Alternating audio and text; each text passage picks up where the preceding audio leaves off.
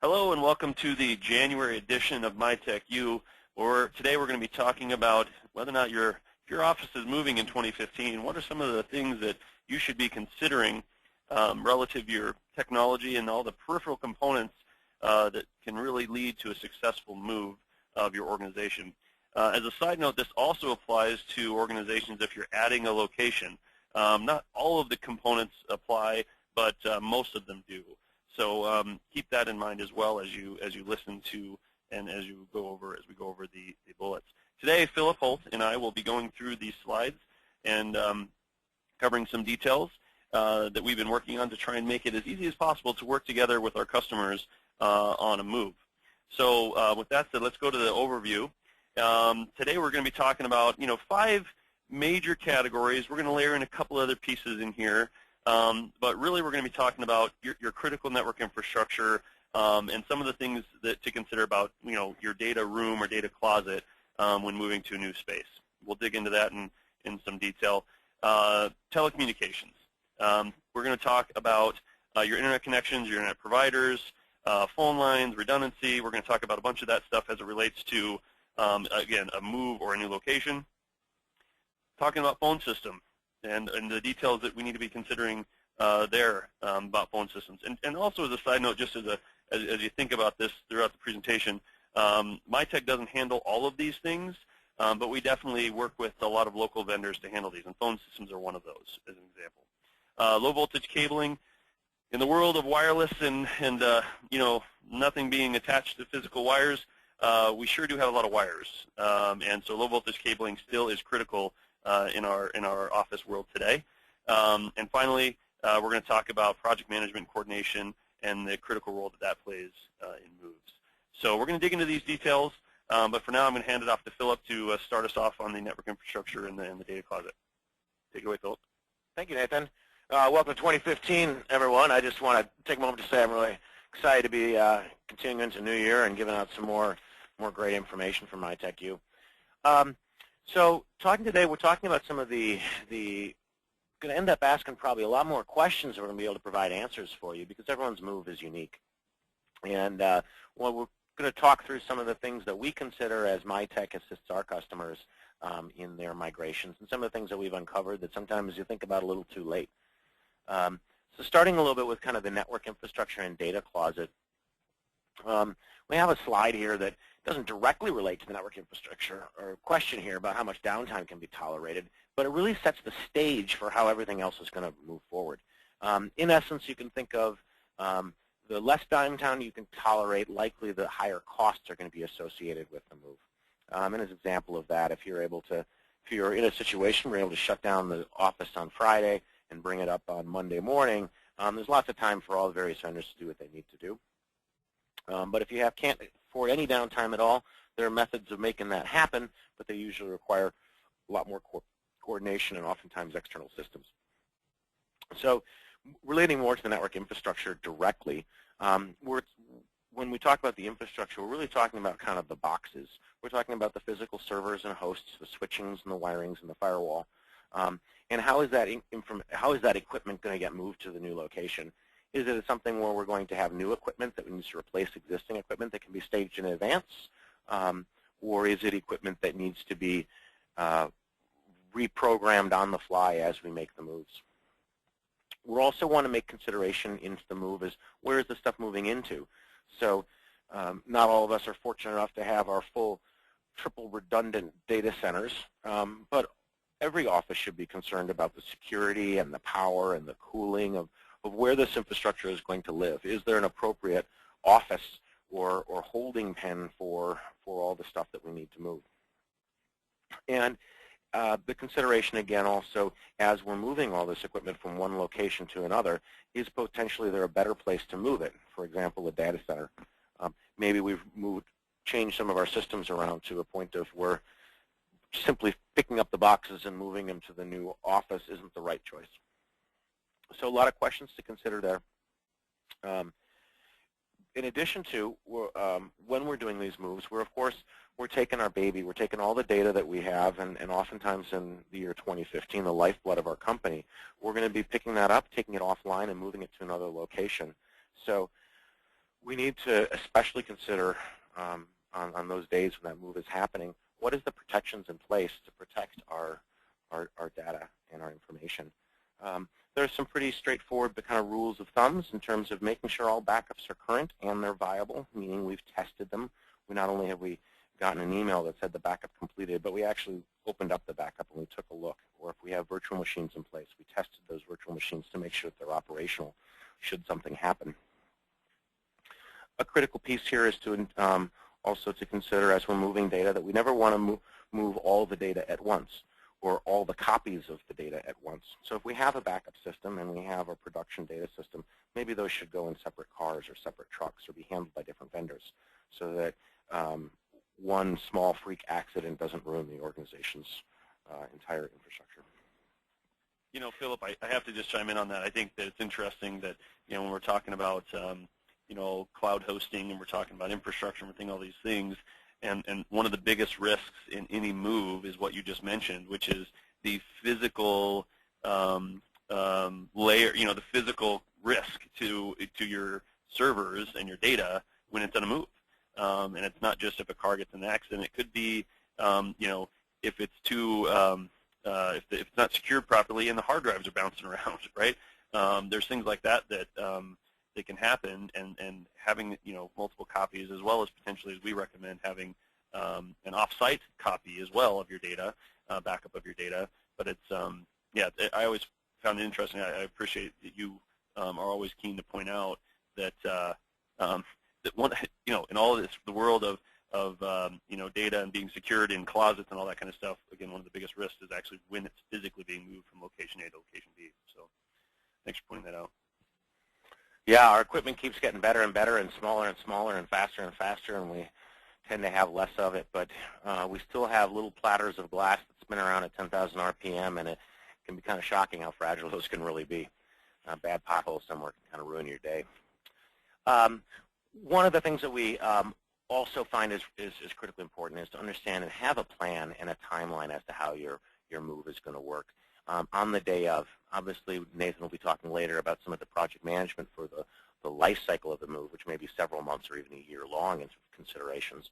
But the actual day of physical infrastructure move, for those people who are doing it, it's really important to set expectations of what time is stuff being turned off, what time is stuff being turned back on, and what do we do if it doesn't turn on when we think it is? At what point do we make the call and say, this isn't going to work, we have to move it back, or we have to revert to backups?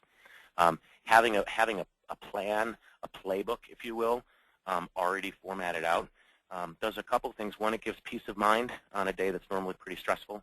Secondly, it allows other vendors which are going to be involved in some of this, gives them the opportunity to understand what the expectations are, and delivers to them a better messaging about what timelines are real and what timelines aren't real. Yeah, Philip, go ahead on to the next slide, but a comment about that is a piece that we will touch on in the project management, but what is critical to what you just described is communications to your existing customers, also to your staff, and as you mentioned, vendors, right? So, you know, being able to communicate to your staff, by the way, plan your world around the system shutting down Friday at 1 p.m., right? So that's one of the pieces that's oftentimes, you know, you get all these people in a room that are intimately involved in the move and then forget to communicate to the staff that, hey, by the way, you should be planning to have these systems out during this period of time, as well as then thinking about how that impacts your customers. So anyway, that's a great point, and thanks for bringing that up. Let's touch on telecommunications. And as I mentioned earlier, this is an area that Mytech, we are not telecommunications brokers or agents. We have no vested interest in this other than the fact that in order for you to do what you do, in order for us to do what we do, this is critical.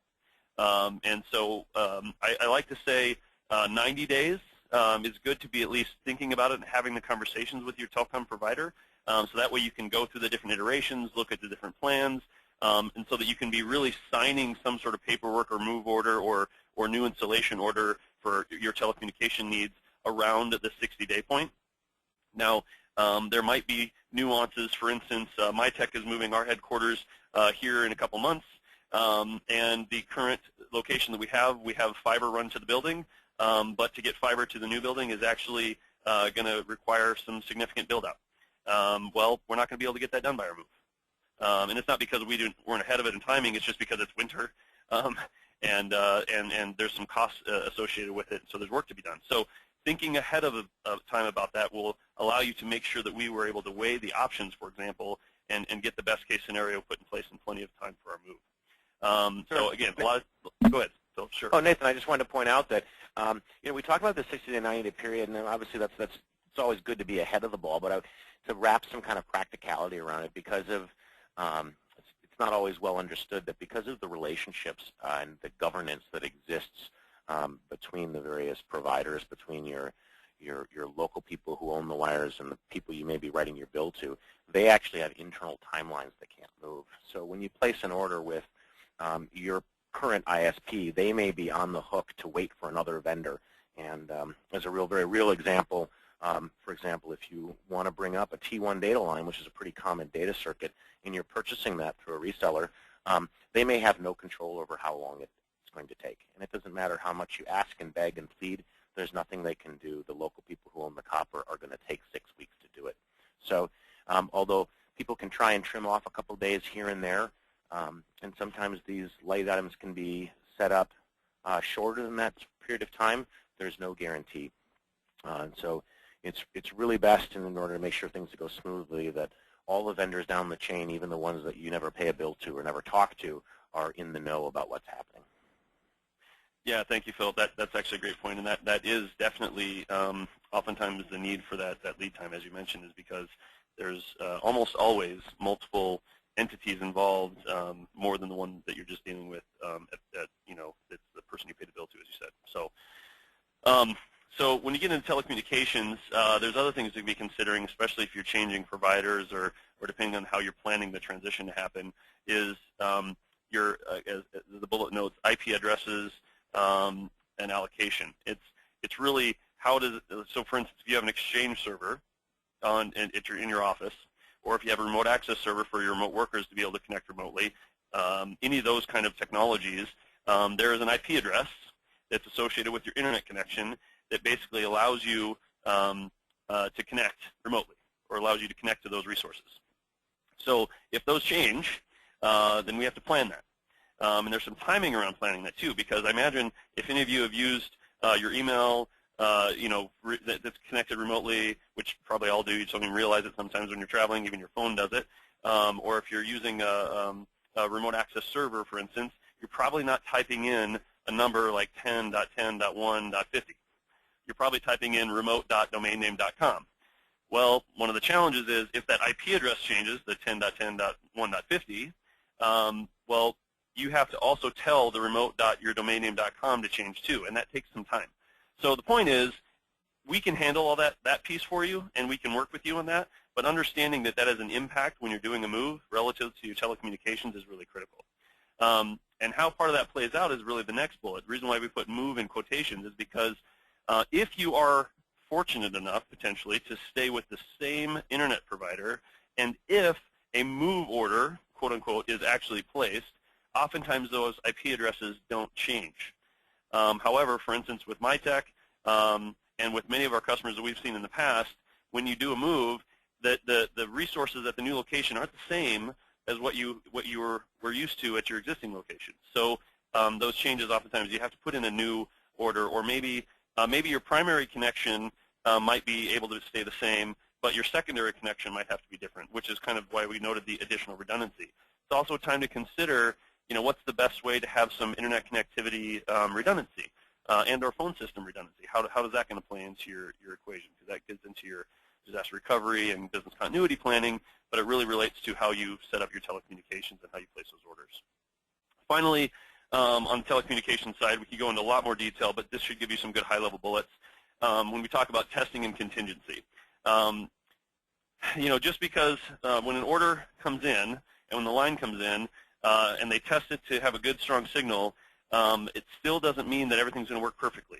There's a lot going on behind the scenes in telecommunications, and we recommend having some testing period to make sure that we have a day or two or three or more to be able to work with the provider, validate that everything is working as expected, as well as, and for instance, one of the moves that Mytech did early early on. I remember this pretty vividly because it was new construction. It was a new facility, so that the copper lines that typically are in the ground weren't there yet, and so there had to be some build out from the communications, like the quest of the day. That's who it was. It was going to take some time, and there was no guarantee that that line was going to be installed in time for their building to go live. So what we ended up having to do is we basically picked a drop-dead date. We said, all right, if we don't have confirmation of installation by this date, we have to initiate an alternative internet connection to make sure that they can be up and running on the day of their move. We actually ended up having to do that, and it really only needed to be in place for a day or two by the time that the other line came in place.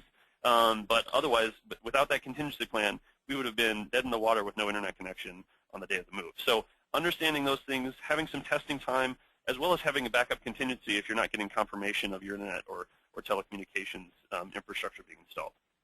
So Philip, we can go ahead and move on to the next one at that point.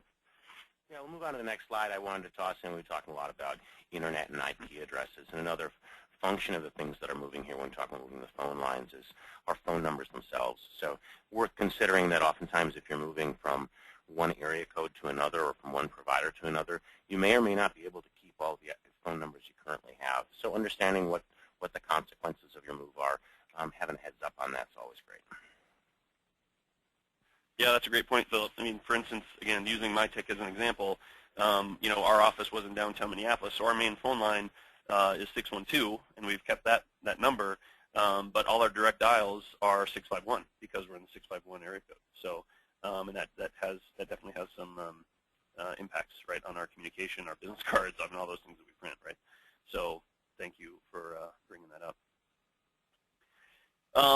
So, as a continuation of our telecommunications, as we show here, phone system. So, and by the way, for those online watching, go ahead and use the question pane if you have any questions that you'd like us to potentially address online. I always like to remind folks who may not have joined us right at the beginning. Go ahead and use that if you have any questions to interject. So touching base on phone system, there's a lot going on with phone systems today. It used to be just, do you have an analog or a digital?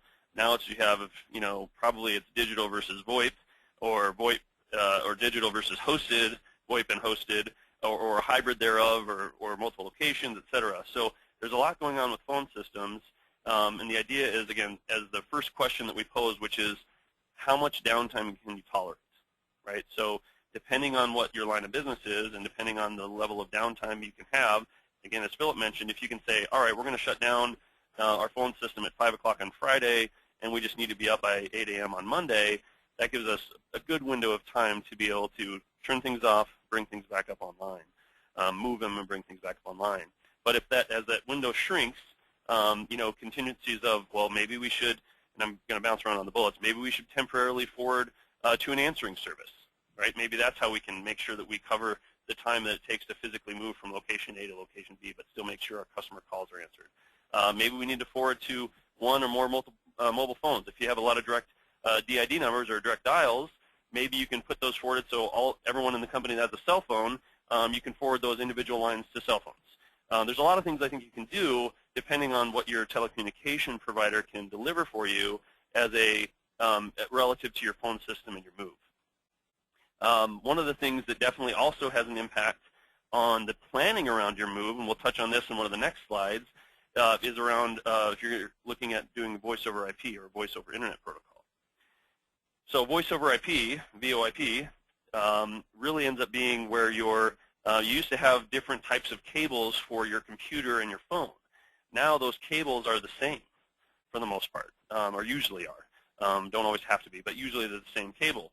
So understanding a VoIP phone system, for instance, you can choose to plug your phone into the wall and your computer into your phone. So instead of needing 2 of these cables per location, one for your phone and one for your computer, you might only need 1. So understanding how that plays relative to your phone system, will touch base on your low voltage cabling. Another impact that will have is we already touched on it a little bit in the first couple slides, which is on your switching. Having a voice over IP phone system might require you, and probably would require you, to leverage some different network switches. So there's some different components that your phone system, and depending on what you're doing, will have an impact on other components of the move. Again, low voltage cabling or your switches, for example. The other component is around hosting. Now, hosting, let's say you chose to use a hosted phone system, well, this could actually have a significant impact on your telecommunications choices. Running a hosted phone system over, certain internet connections might not be as great. You might not have as good a quality of service on your phone phone calls than if you had a dedicated connection, for example, or some line that could have some sort of quality of service or some sort of guarantee or prioritization, et cetera. So depending on whether you move your existing phone system, get a new phone system, do a hosted phone system, these all will have an impact on either what you do with your network infrastructure from a switching perspective, how you might choose to do low voltage cabling throughout your infrastructure, and potentially what you might do on your telecommunications to make sure that you have the best configuration for your needs. And then the last one that the third bullet, which is actually the last point I'll make, since we already touched on having temporarily forwarded of phones, is especially if you have an older phone system. This is one of the things that we have run across. If you have an older phone system, you might not have that tight of a relationship with the support provider to move that phone system. So this would be a good opportunity to either A, look at investing in buying a new phone system, or B, developing a relationship with someone who can help you with that. Because as Philip mentioned earlier, if you have an older phone system, you have a higher probability of something going wrong in that move. You physically take this old box off the wall and you move it, it gets bounced around on any car, no matter how carefully you package it, and you put it on the wall and try and plug it all in, there's a chance that something might go wrong. Some piece might break that's just been teetering on the edge of breaking. So developing a relationship with a support provider that can really help you with the move, installing the new system, or move of the existing system, or a contingency plan if something were to break would be a key component around our phone system recommendation as well.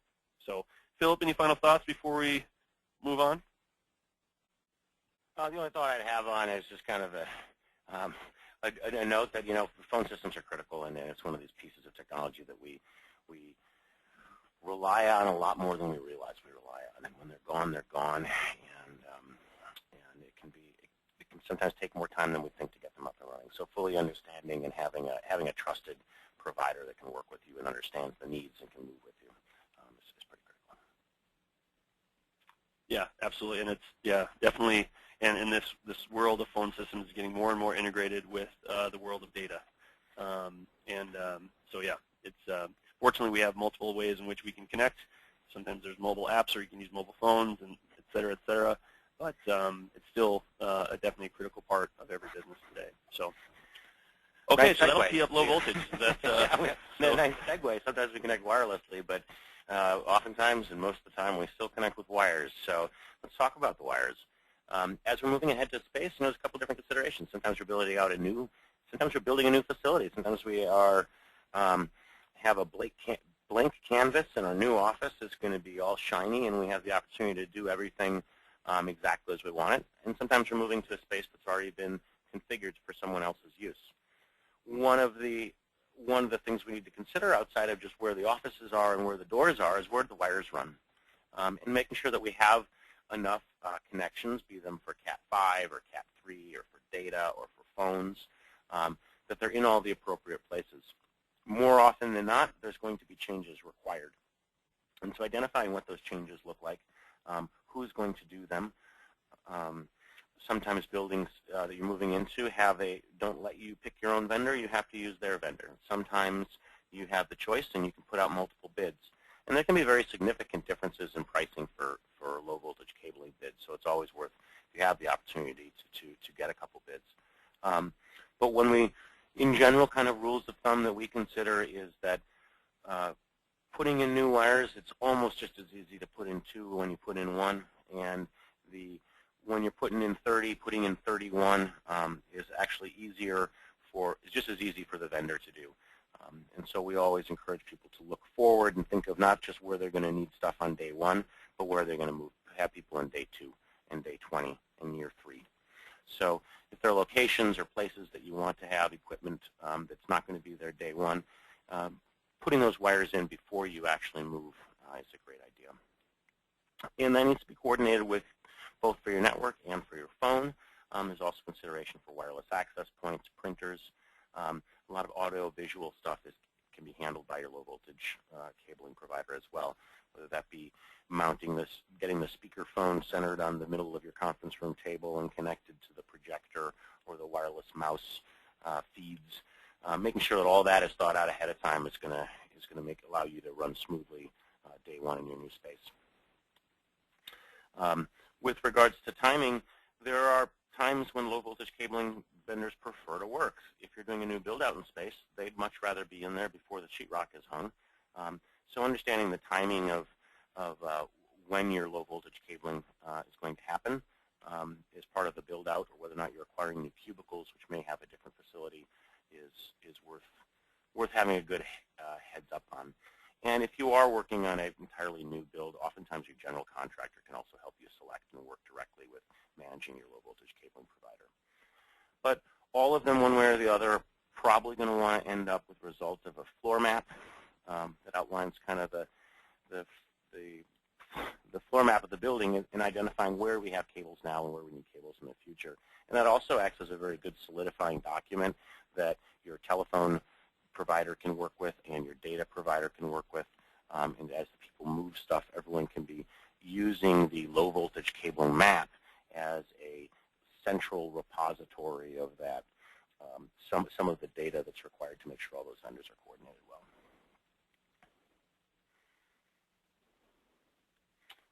Nathan, do you have anything to add on the cabling section? No, I think that's good. You know, one of the things that we found that it's not on this slide. However, for instance, we're getting LED lighting in our new building, and all of those LED lights are also going to get low voltage cabling run to them. So for some of the control, access and things like that. So there's definitely, I always find it amazing that in the world of wireless, as you started this slide, right, that there are still a lot of wires that are connecting all this stuff behind the scenes to really make all this work together. So yeah, just planning ahead. And the other thing that I don't think I heard you mention, but that I have run across is making sure, even if you run, you know, for instance, we talked about voice over IP phones and possibly the fact that you could plug in your phone into the wall, so maybe you get one data connection in your office, and you plug your phone into the wall, and then you plug your laptop or your desktop into the phone. That's great. But then I've had customers in the future want to add a printer, like they want to add a printer, network printer to that location, into that. Maybe it's the accounting person that wants to print checks, and they don't want to use it on the public printer, or if it's just someone that, you know, for whatever reason their job requires them to print more often, and just having it in their office is more convenient for them. What I wouldn't want to do, and what sometimes creates a pain from a support perspective, which then could create productivity problems for your staff, which we'd like to avoid, is not having to put a little switch. So plugging in, you know, the data jack comes in, you plug in one network switch, and now you've got your phone, desktop, and a printer plugged into that. What we would much rather see is having two individual data connections there, your phone and your PC plugged in together into one of them, and then the network printer plugged into the other. It's just one of those things that those switches typically are inexpensive and cheap, and some you get what you pay for. And we've seen so many times over the years that people that have, you know, plugged in those little switches, it seems to be, you know, benign. However, those sometimes often are the biggest culprits of just random problems that are really difficult to troubleshoot and track down because no one knew that someone plugged in a switch under so-and-so's desk. So while that's a network support kind of cheap switch troubleshooting problem, it does play into, and that's sometimes the catalyst for doing that, is because thinking ahead about the potential for doing that, for adding a network printer or adding another network device into an office wasn't thought of ahead of time, so only one data check connection was run instead of two. So I don't know, Philip, I think you've been on the support side more than me, obviously, and I think you've run across that stuff before. Yes, thank you for reminding me of my nightmares. The infamous pocket hub under the desk that no one remembers is there has caused more than 1 hour of head scratching to occur. So, good thing to point out. Um, so moving on, as we're thinking ahead and kind of looking at things, the last thing we wanted to talk about, again, a lot more of a kind of a questioning opportunity here. And if there are other folks who are watching who have some questions or some ideas to discuss here, I want to talk about take a step back from the actual move itself and understand from a larger perspective, maybe from instead of a 90-day perspective, let's look at a 12-month or an 18-month perspective in terms of if we know we're moving that far ahead. There's opportunities to co-schedule certain types of projects or certain initiatives can be coordinated on the same timeline and Gantt chart as our actual move. Examples of this would be oftentimes physical hardware replacement. If we know we need to be replacing all our switches, why not replace our switches while we do the move? That way it's one less thing to do day of. Moving our PCs. Costs a lot of money to unwind and move PCs, and if we're already budgeted to replace those PCs this year, why not coordinate the acquiring of new PCs for desktops at the same time we do the move? You can win a lot of morale with employees if they arrive at their new office building and find a brand new shiny desktop to work with. A lot of considerations here, and I think if the takeaway here is if you're working with a good technical provider, a good technical team of your own, making sure that those folks know that there's a move coming up and what that looks like and keeping them well informed gives them the opportunity to proactively identify opportunities for performing different tasks within the same time period. There are some options that point out here with, for example, we've had customers who have been thinking about moving to a hosted email service.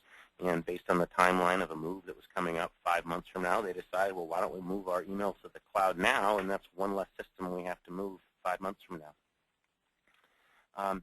And depending on how your organization is structured, there could be real budget considerations in terms of overlapping some of these opportunities. Certainly had IT departments that have been really needing certain types of equipment, maybe the switching equipment we just talked about, that ordinarily may not be in the annual budget for the IT department, maybe as part of the move it can be allocated from an accounting perspective to be part of the phone system because that needs required PoE switches for your new VoIP solution. Or maybe there can be, sometimes when people create moves, there are loans or financing structures that are available. So I certainly work with organizations that were able to increase or move their dollar spend from one bucket to another just because the acquisition of new hardware and services occurred as part of the move. So really want to just kind of, again, encourage folks who have moves to understand that there are real ramifications within IT, not just of things that have to happen, but also of opportunities that may exist that if you're not communicating with those teams or those partners, they may not be able to help you see the overlapping opportunities, which could save you money, increase support, and decrease downtime. Yeah, Philip, and just to tie into some of the other sections, when you talk about physical hardware replacement, I know you mentioned PCs, for example, and that's definitely something that is a common one, but because that minimizes, we can have some things set up in the other location. But one of the things that really helps us out oftentimes could be significantly less expensive than replacing all your PCs. And it could be as simple as some new switches or a new firewall potentially. Because when we talked about testing earlier in the telecommunications slide in particular, and having some contingency plans, having some of those pieces in place ahead of time enable us to validate that everything's communicating and functioning properly before the day of the move. If we don't have some of those systems in place, it's not the end of the world. It's just that is an opportunity, and oftentimes, especially if you're looking at a different phone system, if you're looking at different internet connectivity, being able to invest in some new switching or firewalling equipment can enable us to validate the functionality and the performance of those things prior to the move ever happening. So it's not an all or none, buy all new stuff when you're moving because there's already a lot of cash going out when you're moving, but it's definitely, are there pieces that make sense based on either the age or the life cycle of your existing equipment, as well as potentially to meet your downtime requirements or testing requirements could make that a lot easier. Absolutely. There's some really low-hanging fruit. The one that comes to mind that I recommend almost every time an organization does a move is let's at least upgrade your firewall. We can install that at the new location, and we can make sure that we can verify all those data circuits. We can make sure that all our IP addresses are allocated correctly. We can even create a VPN between the old and new in order to decrease timelines, increase confidence in that the new system will work, and also it gives us the out in case something goes terribly bad. So there's some real low-hanging fruit there that's definitely worth considering.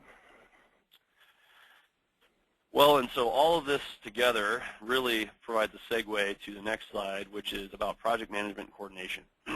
One of the biggest mistakes that I see when we've worked with customers over the years is presuming that the office manager who has never coordinated a move before can all of a sudden handle coordinating all of these details. When you're talking about technical, phone system, internet providers, cabling, construction build-out, your physical move vendors, all these other components. And by the way, they usually have their other 40-hour-a-week job that they're typically doing at the same time. So now, it doesn't mean that there absolutely should be someone needs to be the point person, and that sometimes actually is one of our project managers because that's their job, is to help coordinate things like that. But even if one of our project managers is the point, we still need a key person to be the liaison internally in your organization to make sure that we're getting all of the right decisions made on the appropriate timelines, the telecommunication decisions, the cabling decisions, all the other vendor decisions that need to happen, as well as just information passing to staff, vendors and customers, et cetera. So that's one of the key points, is that make sure that the person that is the point, if it's an internal person, that you've allocated the time in their schedule, in their work day and work week and work month leading up to the move and through the move, that they have time available to execute on the move, as well as make sure that they're supported appropriately from an experience perspective. If they don't have the experience to deal with some of these things, help them out by bringing on maybe an office planning move coordinator. We have someone like that we work with that was invaluable when we did our move. It helped us look at all the equipment and stuff that we have, like printers and file cabinets and desks and chairs, and like our employee break room, all that kind of stuff, and how is it going to fit in our new space, and really modeling that out and building it into a floor plan. Like, I wouldn't have that experience, but so finding and identifying that weakness and possibly bringing in someone to help. From a technology perspective, that's really where I think Mytech's strength is. Again, we're not a phone system provider, we're not a low voltage contractor, we're not a telecommunications provider, but guess what? We have to work with all of those technologies on a regular basis. We have to work with all of those vendors on a regular basis, and we can definitely lend and be a liaison and an advocate for you relative to coordinating those variables. So that's really kind of that first point. And then, of course, again, coordinating all those details above, but there's other considerations that we definitely wanted to bring up too that we didn't really want to get into a whole bunch of detail on this slide, on this presentation, which is around typically there's a physical move vendor or vendors, and that kind of plays also to the copier printer vendor piece too. Some people, if you have a copier lease, typically part of that lease, as an example, they have to move the equipment. So make sure that the IT vendor, like maybe us, or your copier, your physical move vendor that might be moving your cubes and your desks and things like that, that doesn't touch it, right? So you're going to have multiple vendors involved there. That's another point, is that, as Philip was good to remind me as we were going through the preparation for this, is oftentimes Mytech is the one that's involved in moving the data closet stuff, right? So your switches and your firewalls and your servers and battery backups and those kind of things, but not necessarily the PCs and the monitors and those things that are on everybody's desk. So making sure that there's clear communication as far as, is that the employee's responsibility? Because some customers choose to do that. Is that the physical move vendor that's also moving the desks and the cubes? Is that their responsibility? Or is that something you want Mytech to do, right? Making sure that we have some clear communication on who is moving what physically, right, is definitely a key variable, as well as communicating those details. Again, I mentioned we're helping plan where the existing office furniture will go. I can tell you that, when we moved to this location 5 years ago, when we walked in after the physical movers moved everything in, and everything was, all over the office, and we had to organize it. It was extremely helpful and made the weekend much more tolerable when every single piece of equipment, down to every desk, every chair, every file cabinet, was actually, we had a model of what it was supposed to look like and how it was going to best fit in the office or in the location that it was at. So all we had to do was follow the instructions. That's not something we put together. That's something that we had hired a move coordinator, and like, she made sure that everything that we had a home in the new location. One of the things that she's told me over the years is that so many times people, the architects are drawing out your floor plan and putting cubes everywhere, and guess what? They forgot a closet for storage, or guess what? They forgot where your file cabinets are going to go, or they forgot where your printers are going to go. So those things get overlooked because they don't necessarily know what equipment you have. She's done a great job over the years helping companies with that, and I'll tell you, it was invaluable when we moved. It saved us a ton of time when we were actually trying to organize the office after things got physically moved. Yeah, are you getting new office furniture or cubicles? Right? There's some really long lead time on those sometimes. So you talk about 60 to 90 days on internet connectivity or telecommunications. Sometimes the lead time on furniture is that same time window or longer. So make sure that you're ahead of that as well as you're planning for your move, as well as the installation of those things, as well as the cabling that might have to go through the new office furniture or cubicles, et cetera. We already touched on the copier printer vendor, and then of course just communicating and coordinating with the construction build-out, right? For instance, maybe your move deadline is end of February, but you're doing construction build-out, and we all know how construction can go. What if there are delays? How are you going to handle that? How are you going to coordinate that? How are you going to make sure you communicate with all your vendors? There's definitely pieces there to be considered.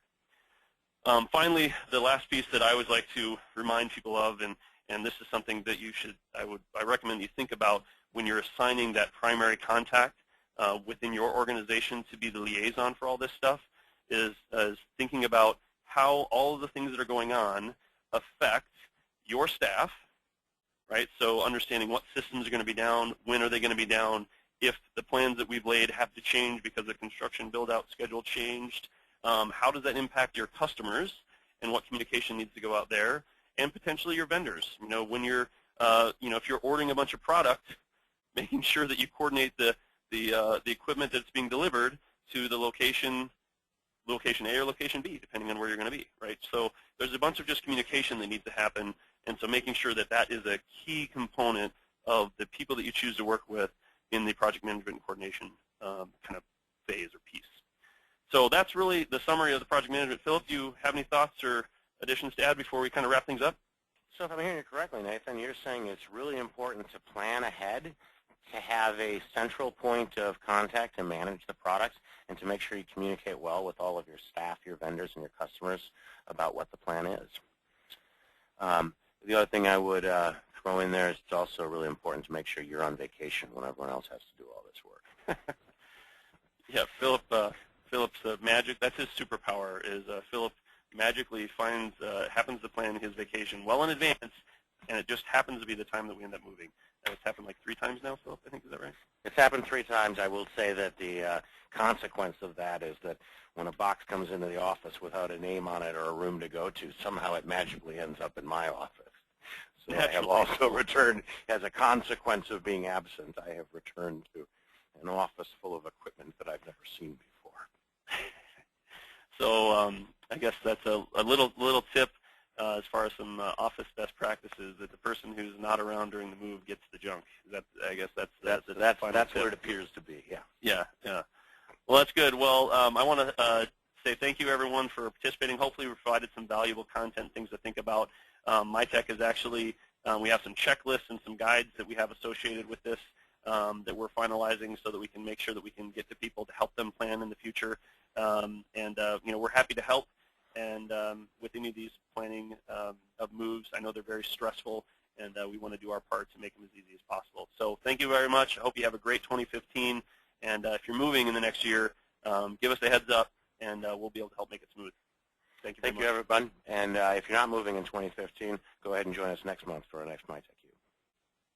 Thank you.